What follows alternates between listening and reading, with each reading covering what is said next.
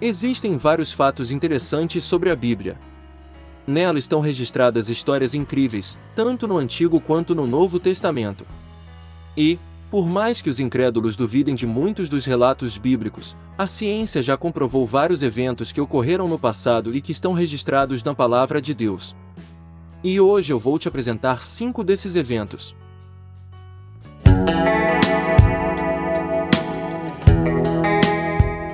Se você gostar deste conteúdo, por favor deixe o like neste vídeo que ajuda muito. E caso tenha interesse em acompanhar o meu conteúdo, inscreva-se, ajuda muito o canal e você não perde nada. Chega de enrolação, vamos lá. Arca de Noé. De acordo com a Bíblia, a humanidade se afastou de Deus e isso se tornou um problema na Terra.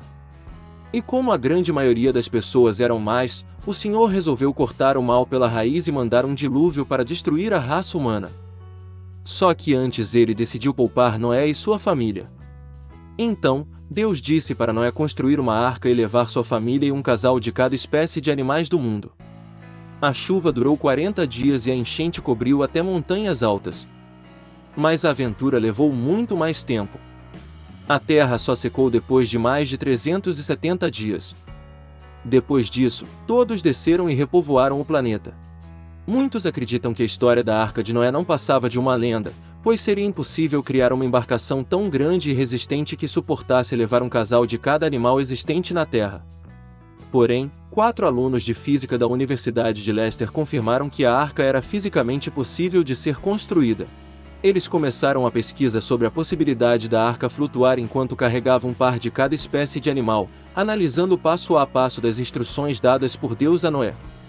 Depois, eles transformaram os cúbitos, medida utilizada na Bíblia, para centímetros, determinando que um cúbito correspondia a 48 centímetros. Seguindo esta linha, eles descobriram que a arca teria 145 metros de comprimento, 24 metros de largura e 14 de altura.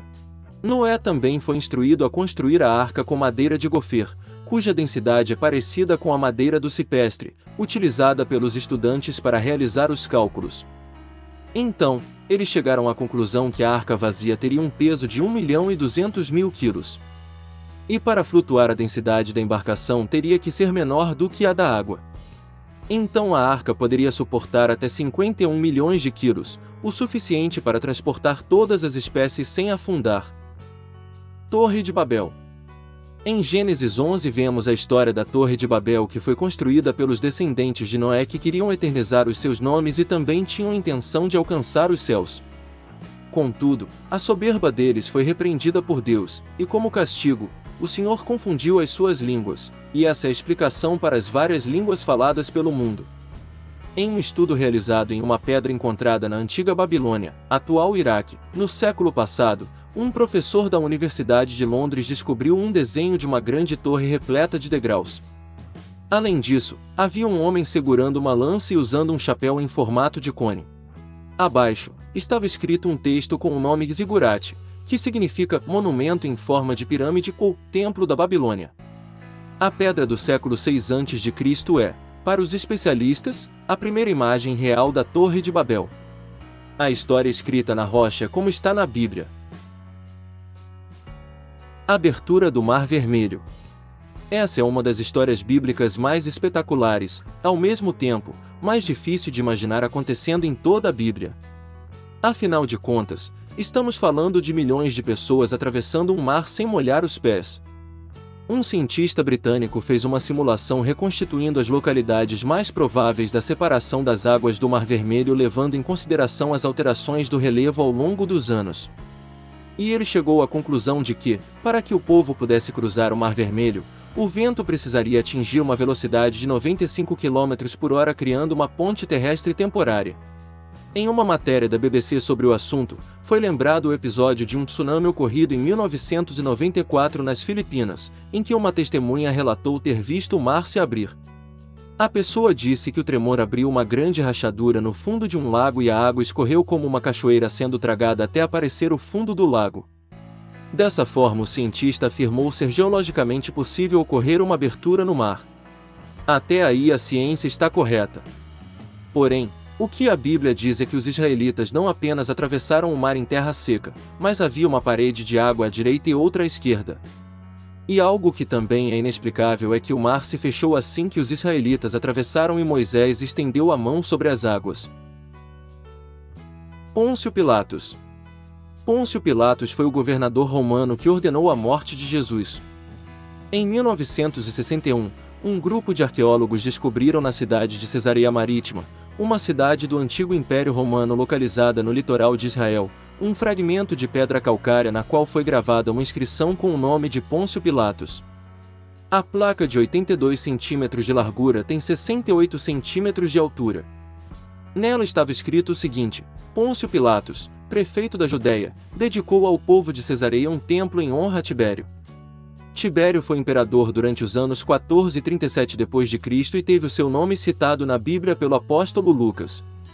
A pedra está exposta no Museu de Israel, localizado na cidade de Jerusalém. Cruz de Jesus. Na verdade, esse último fato não é científico, mas é muito curioso e importante. Todo mundo sabe que Jesus morreu na cruz, mas uma coisa que pouca gente sabe é que toda a cruz era feita sob medida para a pessoa que iria morrer nela. Antes de Jesus ser crucificado, ele foi colocado ao lado de Barrabás para ser julgado pelo povo, que poderia libertar um dos dois.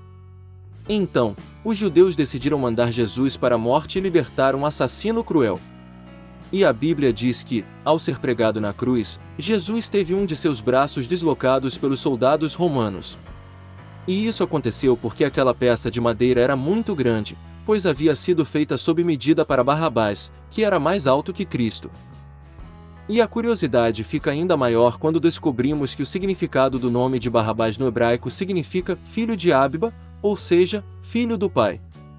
E se formos parar para pensar, quem são os filhos de Deus Pai? Você e eu. Ou seja, aquela cruz não era para Jesus, mas sim para nós. Ela tinha nossa medida, não a do Senhor.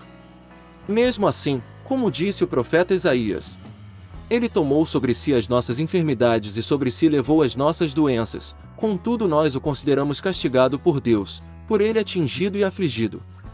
Mas ele foi transpassado por causa das nossas transgressões, foi esmagado por causa de nossas iniquidades, o castigo que nos trouxe paz estava sobre ele, e pelas suas feridas fomos curados. Existe prova de amor maior do que essa? Bem, então é isso, esse foi o vídeo de hoje, obrigado por assistir até aqui. E se você gostou deste conteúdo, por favor deixe o like neste vídeo que ajuda muito. E caso tenha interesse em acompanhar o meu conteúdo, inscreva-se, ajuda muito o canal e você não perde nada. Obrigado e até o próximo vídeo.